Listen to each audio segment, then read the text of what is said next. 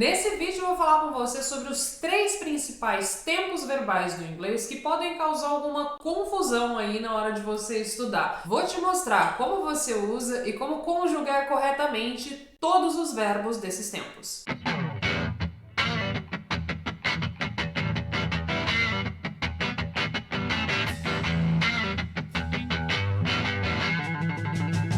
Hello guys, welcome to The House Channel. Meu nome é Gabriela Bezutti e hoje eu vim aqui para falar com você sobre um tema que pode acabar confundindo muita gente aí na hora de estudar inglês, que são os tempos verbais. Existem alguns tempos verbais e hoje a gente vai falar sobre 3 especificamente, que são os 3 primeiros que normalmente a gente estuda na escola ou em cursos e assim por diante. Nesse vídeo você vai aprender como usar esses tempos verbais e como conjugar os verbos da maneira certa. Então, já que eu tô te ajudando aqui a aprender inglês de uma forma muito fácil, muito simples, já aproveita para deixar aqui embaixo o seu like, se inscrever nesse canal caso ainda não seja inscrito e ativar o sininho para receber as notificações sempre que tiver vídeo novo por aqui. Isso é muito importante porque você colabora com o crescimento desse canal. Sem mais delongas, vamos lá falar sobre os tempos verbais. E o primeiro deles é o Simple Present. Provavelmente você já ouviu falar sobre o presente simples, né? E ele, na verdade, fala sobre ações que a gente pratica todos os dias ou sempre, né? Então, alguma coisa que aconteceu agora ou todo dia, que é muito comum. Por exemplo, eu como, eu bebo, eu durmo todos os dias. Então, para falar sobre essas ações que eu faço todos os dias, eu vou usar I eat, I drink, I sleep. Então, para falar sobre essas ações que eu faço agora ou que sempre acontece, eu uso o Simple Present. E existe uma regra. Essa regra ela vai separar as pessoas do inglês. Então, de um lado, a gente vai ter o I, you e o we, tá? Então, deixa separadinho esse quadradinho aqui. E aqui desse lado, nós temos o he, o she e o it, tá? Nesse lado, a gente vai usar o verbo na sua forma imperativa normal. Então, por exemplo, para eu falar eu como, porque é uma coisa que acontece sempre, né? Então, I eat. O verbo tá normal, não tem nenhuma mudança, não tem nenhuma alteração e eu uso ele no imperativo. You play, você joga. Nós dançamos, we dance. Então, uso o verbo na forma normal. Agora, pra gente falar que he, she ou it fazem alguma coisa agora, no Simple Present, a gente vai somente adicionar um S no final dos verbos. Então, por exemplo, ele come, he eats, eats, põe um Szinho ali no final. Ou ela faz, she makes. Então a gente sempre coloca um Szinho lá no final. Só para te dar um exemplo aqui, I eat breakfast every morning. Então eu tomo café da manhã, ou eu como um café da manhã todas as manhãs. I eat breakfast every morning. Ou she eats breakfast every morning, tá? Então, vai ser sempre essa a regrinha. Em segundo lugar, nós temos o Simple Past, que estamos falando sobre passado simples, exatamente. Então, a gente vai falar de uma ação que aconteceu, ela começou e terminou no passado, tá? Nesse vídeo, eu não vou entrar aqui no mérito com você de como é que a gente faz a forma interrogativa, a forma negativa. A gente vai falar tudo de afirmação aqui hoje. Se você precisar, se você quiser, achar necessário, pode deixar aqui nos comentários que a gente faz um vídeo falando sobre todos esses tempos verbais na forma negativa e interrogativa também. Mas vamos lá, porque o Simple Past ele tem algumas regrinhas muito específicas que você precisa prestar bastante atenção, então vale a pena você até anotar isso aí que eu vou te falar agora. Para reforçar esse tempo verbal, existem algumas palavras que a gente pode usar. Então, por exemplo, yesterday, the day before yesterday, last night, last week. Então, tudo que vai falar de passado, ago, então tudo que vai falar de passado, a gente pode usar para reforçar esse tempo verbal, tá? Mas quando falamos de regras, temos aqui algumas regrinhas que a gente vai colocar na sua tela para ficar um pouquinho mais fácil. Então, verbos terminados com a letra E. Adiciona o quê? Só um Dzinho no final, para colocar esse verbo no passado. Por exemplo, to love, loved, tá? E cuidado, tá, gente? Não vai pronunciar esse D aí como um Dzão na sua frase, tá? Vai ficar loved, loved, tá? Uma coisa bem suave. To like, liked. To lie, lied.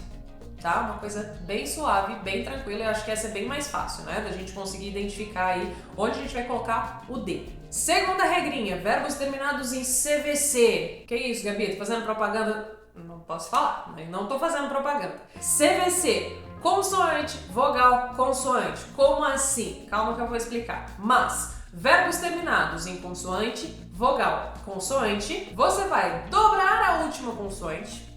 Presta atenção. Dobra a última consoante e adiciona um ED. Por exemplo, vamos analisar a palavra stop, tá? Stop. Então a gente tem um finalzinho ali com T, O, P. T, consoante, O, vogal, P, consoante. Então, CVC, consoante, vogal, consoante. O que a gente faz? Dobra a última consoante, vai ficar 2 P's e adiciona um ED. Stopped, stopped, tá? Então, dobrou o P, E, D no final. O mesmo acontece com plan, vai ficar planet, com 2 N's aí nessa palavra. Também temos o prefer, prefer, vai ficar preferred, preferred, tá? Com 2 Rzinhos aí na sua palavra. Claro que existem mais palavras, eu vou trazer aqui alguns exemplos somente para você começar a assimilar todos esses exemplos que eu tô dando para você.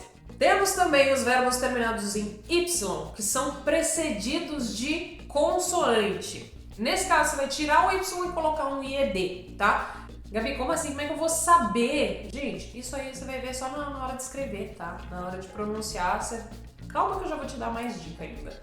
Mas, por exemplo, to study, o que a gente tem ali no final? Um D, que é uma consoante, e o Y. Então, toda vez que eu tenho um Y precedido de consoante, o que eu faço? Tiro o Y e coloco um IED. Vai ficar studied, studied, sem o Y. To cry, cried. To try, tried, sem o Y.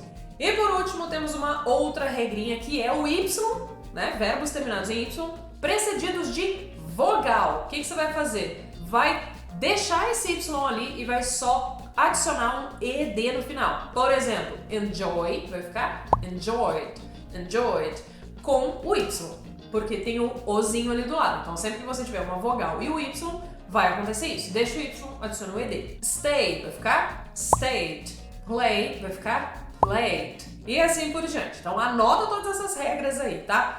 É muito importante você entender que, além dessa regra, existem os verbos que são irregulares, ou seja, são verbos onde essas regras não cabem para eles, porque eles têm uma variação muito grande na sua forma quando a gente está mudando ele de tempo, tá?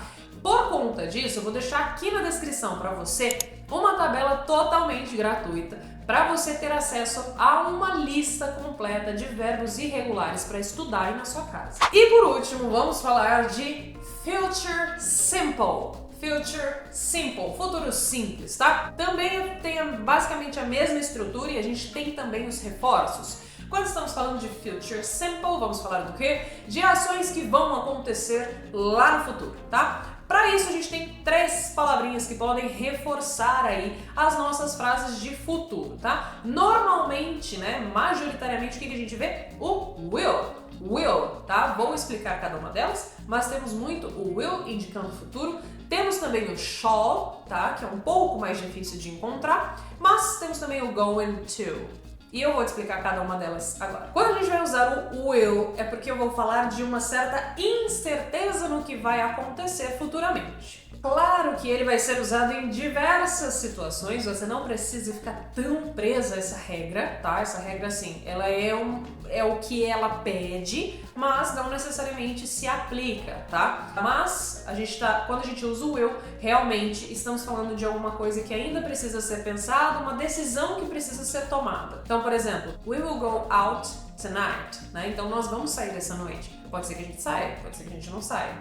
Tá vendo? Não tem uma certeza aí. Diferente de usar o going to, porque o going to já é uma coisa que foi pensada, planejada e com toda certeza vai ser executada. Então a gente pode usar, por exemplo, she's going to have lunch with Mary. Ela vai almoçar com certeza com a Mary, tá? Então não tem mais o que pensar. Ela vai almoçar. E por último, a gente tem o menos comum, que é o shall, tá? O shall você vai encontrar muito em meios corporativos, empresas, então pode encontrar em e-mails, em perguntas, em convites, em sugestões, enfim. Ele é mais formal, tá? em todos os contextos que eu trouxe aqui de futuro para você, o will, ele é muito cabível, ele pode ser sim usado porque ele é muito adaptável a todas as situações, tá? Não precisa ficar tão preso a essas regras. Mas o shall, ele vai ser uma coisa bem mais formal, bem mais séria. Então, se você estiver falando com o seu chefe, ou se você estiver falando com um superior muito, muito importante, uma pessoa muito importante, ou até mesmo convites, né? Quando você recebe convites, é comum encontrar o shall. Então, por exemplo, você pode encontrar I shall write a report. I shall write a report. Eu vou escrever um relatório, tá? Mas lembre-se de que o shall ele tem essa particularidade de ser uma palavra mais formal. Mas tudo bem, não tem problema, pode usar o will sempre que quiser. Bom, eu espero ter te ajudado com esse vídeo. Se ficou alguma dúvida, volta lá no comecinho, reassiste esse vídeo ou então deixa aqui nos comentários porque a gente vai tirar todas as suas dúvidas. Lembrando também que pra você que tá querendo usar muito shall aí na sua vida, tem aqui embaixo o link de um e-book de inglês para entrevistas de emprego. É muito válido você dar uma olhada e estudar, porque lá fala tudo sobre a realidade de entrevistas de emprego, como se portar, o que usar, quais são as melhores frases que você pode usar em inglês para conquistar o entrevistador. Mas, enfim, eu espero ter te ajudado. Eu vou ficando por aqui. Um beijo pra vocês e a gente se encontra no vídeo que vem. Tchau, tchau!